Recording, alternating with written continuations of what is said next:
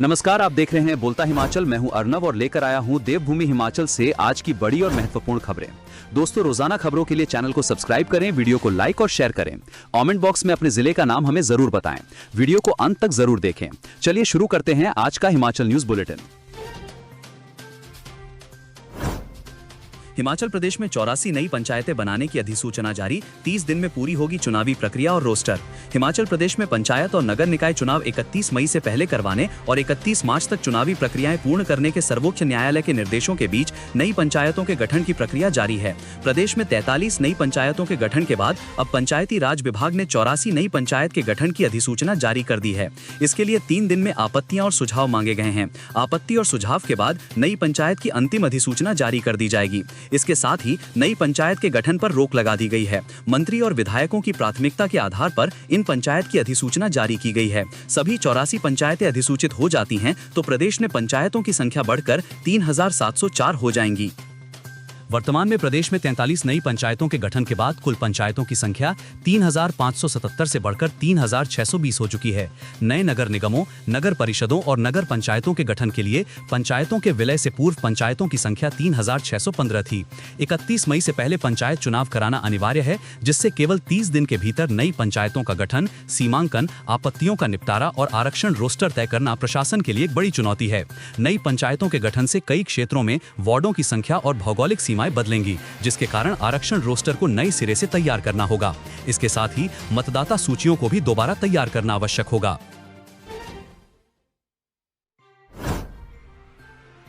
हिमाचल के 5 नगर निकायों का वार्ड परिसीमन शेड्यूल जारी। 22 दिन तक चलेगी प्रक्रिया। आरक्षण रोस्टर की डेडलाइन तय। हिमाचल प्रदेश राज्य निर्वाचन आयोग ने 5 शहरी स्थानीय निकायों में वार्डों के परिसीमन का विस्तृत कार्यक्रम घोषित किया है। निर्वाचन आयुक्त अनिल कुमार खाची के आदेश से जारी इस अधिसूचना के साथ शहरी निकायों में चुनावी प्रक्रिया की औपचारिक तैयारियां तेज हो गई हैं। ये कार्यक्रम नवगठित एवं विस्तारित क्षेत्रों वाले निकायों पर लागू होगा। इस संबंध में राज्य निर्वाचन आयोग ने सोमवार को अधिसूचना जारी की। इनमें नई बनाई गई नगर परिषद व नगर पंचायतें शामिल हैं। जिला हमीरपुर में नगर परिषद नादौन, बिलासपुर की नगर पंचायत झंडूता व स्वारघाट, सिरमौर की नगर पंचायत संगड़ा और ऊना की नगर पंचायत बंगाणा शामिल हैं। इनके परिसीमन का शेड्यूल जारी किया गया है। इसके लिए 3 से 25 मार्च तक प्रक्रिया चलेगी। 30 मार्च तक आरक्षण रोस्टर जारी करने को कहा गया है। इसके बाद 30 मार्च 2026 तक वार्डों के आरक्षण की प्रक्रिया पूरी कर सरकार को अंतिम रिपोर्ट आयोग को भेजनी होगी। हिमाचल प्रदेश में एचआरटीसी के 65 कर्मचारियों को पदोन्नति तोहफा। एचआरटीसी के विभिन्न श्रेणियों के 65 कर्मचारियों को पदोन्नत किया है। निगम प्रबंधन द्वारा जारी आदेशों के तहत अलग अलग वर्गों में कार्यरत कर्मचारियों को उच्च पदों पर पदोन्नत किया गया है। प्राप्त जानकारी के अनुसार 9 कर्मचारियों को अधीक्षक ग्रेड 2 से अधीक्षक ग्रेड 1 पद पर पदोन्नत किया गया है। इसके अतिरिक्त 29 कर्मशाला कर्मचारियों को तकनीशियन ग्रेड 2 से तकनीशियन ग्रेड 1 बनाया गया है। 17 उप निरीक्षकों को निरीक्षक पद पर पदोन्नति दी गई है। साथ ही 10 चतुर्थ श्रेणी कर्मचारियों को पदोन्नत कर लिपिक पद पर नियुक्त किया गया है।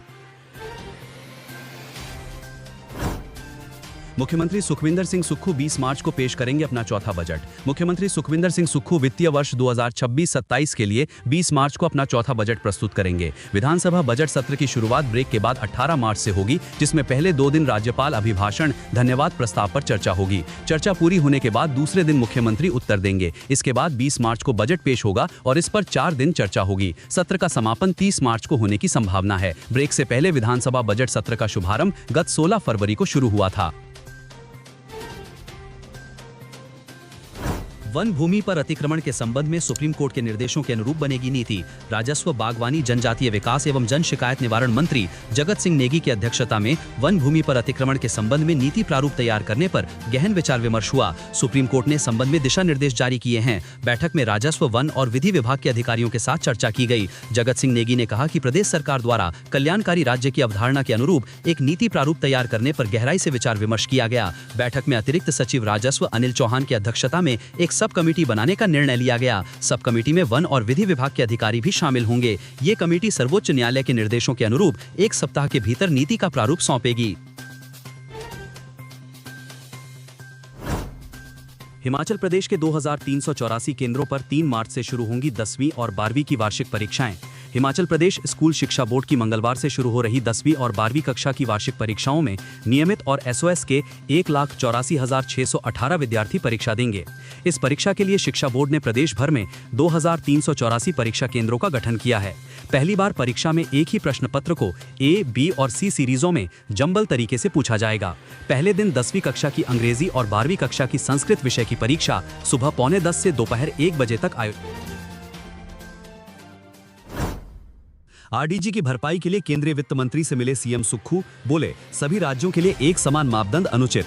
मुख्यमंत्री सुखविंदर सिंह सुक्खू ने सोमवार को नई दिल्ली में केंद्रीय वित्त मंत्री निर्मला सीतारमण से भेंट कर वित्त वर्ष 2026-27 के लिए राजस्व घाटे की भरपाई के लिए विशेष केंद्रीय सहायता पैकेज प्रदान करने का आग्रह किया। मुख्यमंत्री ने केंद्रीय वित्त मंत्री को अवगत कराया कि राजस्व घाटा अनुदान आरडीजी को बंद किए जाने से राज्य की वित्तीय स्थिति पर दूरगामी प्रतिकूल प्रभाव पड़ेगा।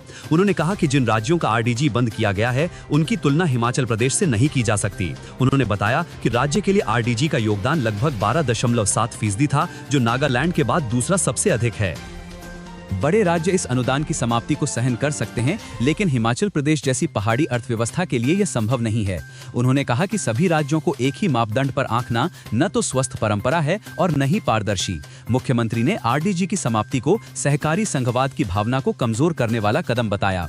उन्होंने कहा कि भारतीय संविधान का अनुच्छेद 275(1) उन राज्यों को अनुदान का प्रावधान करता है जो अपने राजस्व प्राप्तियों और व्यय के बीच अंतर को स्वयं पूरा नहीं कर सकते। उन्होंने ये भी कहा कि यह पहली बार है जब वित्त आयोग ने छोटे पहाड़ी राज्यों की विकासात्मक आवश्यकताओं की पूरी तरह अनदेखी की है।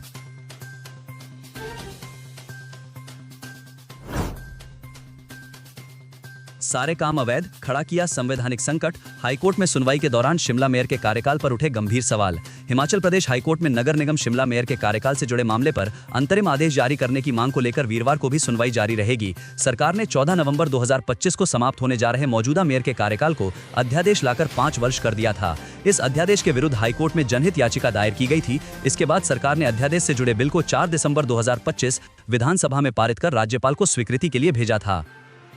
राज्यपाल ने जनवरी 2026 में कुछ आपत्ति जताते हुए इसे सरकार को वापस भेज दिया था। इसके पश्चात सरकार ने इसे एक बार फिर 16 फरवरी को विधानसभा के समक्ष पेश किया और उसी दिन इसे पारित कर दिया गया। इसके बाद सरकार ने दूसरी बार विधानसभा द्वारा पारित बिल को राज्यपाल को स्वीकृति हेतु भेजा है, लेकिन अभी तक इसे स्वीकृति नहीं मिली है। सुनवाई के दौरान याचिकाकर्ता अधिवक्ता अंजलि सोनी वर्मा की ओर से कोर्ट को बताया गया कि अभी तक मेयर के कार्यकाल संबंधी कानून को राज्यपाल से मंजूरी नहीं मिली है, इसलिए मौजूदा कानून के अनुसार वर्तमान मेयर का कार्यकाल समाप्त होने के कारण उनके किए गए सभी कार्य अवैध हैं। सरकार द्वारा शिमला नगर निगम में संवैधानिक संकट खड़ा कर दिया गया है, क्योंकि कानून की गैर मौजूदगी में मेयर द्वारा किए गए सारे कार्य अवैध हैं, जिनमें कुछ पार्षदों को निलंबित करने और बजट पेश करने जैसे कार्य शामिल हैं। सरकार की ओर से बताया गया कि मेयर का कार्यकाल बढ़ाने को लेकर लाया गया अध्यादेश व्यवस्था के तहत विधानसभा के समक्ष पेश करने के बाद पारित भी हो चुका है। अब इसे राज्यपाल द्वारा मंजूरी दी जानी है। हिमाचल सरकार का सीबीएसई संबद्ध सरकारी स्कूलों को लेकर बड़ा फैसला। पहले सत्र से न वर्दी बदलेगी और न ही भवन का रंग। केंद्रीय माध्यमिक शिक्षा बोर्ड से संबद्ध 145 सरकारी स्कूलों में शैक्षणिक सत्र 2026-27 में वर्दी नहीं बदलेगी। स्कूलों में स्वैच्छिक रूप से जो वर्दी पहले से लगी हुई है, इस सत्र में भी वही लागू होगी। निदेशक स्कूल शिक्षा विभाग आशीष कोहली की ओर से इस संबंध में आदेश जारी कर दिए हैं। पहले सरकार ने निर्णय लिया था कि सीबीएसई से संबद्ध सरकारी स्कूलों में वर्दी भी बदलेगी और भवन का रंग भी। बीते 25 फरवरी को सचिव शिक्षा द्वारा स्कूल प्रधानाचार्य व स्कूल प्रबंधन समिति एसएमसी के साथ आयोजित वर्चुअल बैठक में इस पर विस्तृत रूप से चर्चा की गई थी। एसएमसी सदस्यों ने ही आग्रह किया था कि इस साल वर्दी न बदली जाए। स्कूल भवनों का रंग भी इस साल नहीं बदला जाएगा। पहले जो रंग स्कूलों का है वही लागू रहेगा। मौजूदा सत्र के लिए इसमें भी छूट दे दी गई है।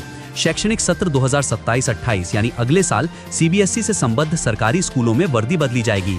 छात्र व शिक्षकों की वर्दी को अंतिम रूप देने के लिए निदेशक तकनीकी शिक्षा NIFT, National Institute of Fashion Technology या किसी उपयुक्त एजेंसी से परामर्श किया जाएगा। नई व्यवस्था को शैक्षणिक सत्र 2027-28 से लागू किया जाएगा। निदेशक स्कूल शिक्षा विभाग ने सीबीएसई से संबद्ध सरकारी स्कूलों के प्रधानाचार्यों को निर्देश दिए हैं कि वे वर्तमान रंग योजना के अनुसार ही सफेदी का कार्य कराएं। भवनों की नई रंग योजना पर भी उचित स्तर पर विचार विमर्श के बाद अलग से अधिसूचना जारी की जाएगी।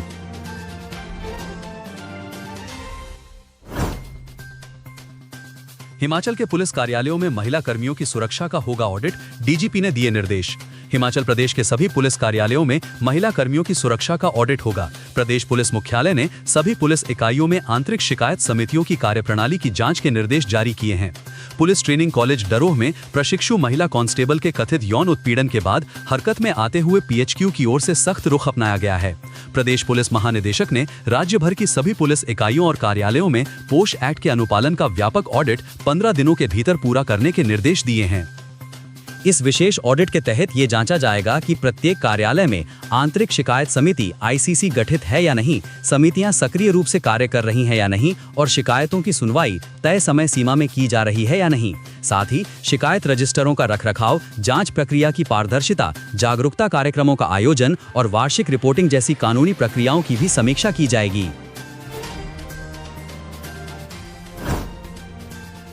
विवादों के बीच एसडीएम ओशिन शर्मा ने बंद किए सोशल मीडिया अकाउंट।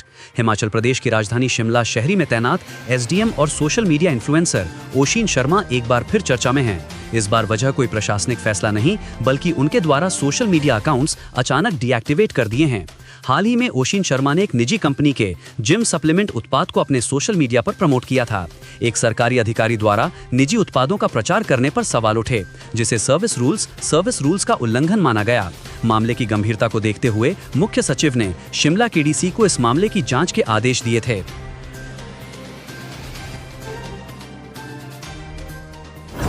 आरडीजी बंद होने से राज्य के बजट पर पड़ेगा 15% प्रभाव, सीएम सुक्खू। राजस्व घाटा अनुदान आरडीजी बंद होने से उत्पन्न हालात से निपटने के लिए मुख्यमंत्री सुखविंदर सिंह सुक्खू ने केंद्रीय वित्त मंत्री निर्मला सीतारमण से मुलाकात की। उन्होंने इस मुलाकात के बाद नई दिल्ली में पत्रकारों से अनौपचारिक बातचीत में कहा कि आरडीजी बंद होने से राज्य के बजट पर 15% प्रभाव पड़ेगा। उन्होंने कहा कि मैंने केंद्रीय वित्त मंत्री से कहा कि हमारी समस्या का समाधान कीजिए। इसके बाद केंद्रीय मंत्री ने आश्वासन दिया कि केंद्र सरकार की तरफ से हर संभव मदद का प्रयास किया जाएगा। ऐसे में अब देखते हैं कि आगे क्या होता है। उन्होंने स्पष्ट किया कि बड़े राज्य आरडीजी बंद होने से उत्पन्न स्थितियों का सामना कर सकते हैं, लेकिन हिमाचल प्रदेश की अर्थव्यवस्था इसका सामना करने के लिए तैयार नहीं है। शिमला के मेयर का कार्यकाल बढ़ाने के मामले में गुरुवार को भी जारी रहेगी सुनवाई। हिमाचल प्रदेश हाईकोर्ट में सोमवार को शिमला नगर निगम मेयर के कार्यकाल को बढ़ाने को लेकर दायर याचिका पर सुनवाई हुई। राज्य सरकार ने इस मामले में संवैधानिक प्रावधानों पर दलीलें पेश की। गुरुवार को भी इस मामले में राज्य सरकार की बहस जारी रहेगी। महाधिवक्ता अनूप रतन ने अदालत में तर्क दिए कि मेयर का कार्यकाल समाप्त होने से पहले ही प्रदेश सरकार ने ऑर्डिनेंस लाकर नियमों में बदलाव कर दिया था और राज्यपाल की स्वीकृति के लिए भेज दिया। इसी बीच राज्यपाल की मंजूरी न मिलने से पहले ही प्रदेश सरकार ने विधानसभा सेशन के दौरान वर्तमान नियमों में संशोधन कर अधिनियम लाया, जिसे सर्वसम्मति से पारित किया गया और राज्यपाल की सहमति के लिए भेजा गया है। राज्यपाल ने इस बिल पर कुछ आपत्तियां जताईं, जिसे प्रदेश सरकार ने बजट सेशन में दुरुस्त करते हुए बिल को दूसरी बार राज्यपाल की मंजूरी के लिए भेज दिया है। उन्होंने अदालत को बताया कि जिस अधिसूचना के तहत मेयर और डिप्टी मेयर का कार्यकाल 2.5 वर्ष किया गया था, उस नियम को हटा दिया गया है। वहीं याचिकाकर्ताओं की ओर से पेश अधिवक्ताओं ने अदालत को बताया कि म्युनिसिपल कॉर्पोरेशन एक्ट की धारा 30 के तहत मेयर अपने पद पर 2.5 साल तक बने रह सकते हैं। इसके बाद रोस्टर के मुताबिक अनुसूचित जाति की महिला पार्षद को ये सीट आरक्षित की गई है। पीटीसी डरोह में सिरमौर के प्रशिक्षु महिला कांस्टेबल की मौत, हाल ही में हुई थी भर्ती।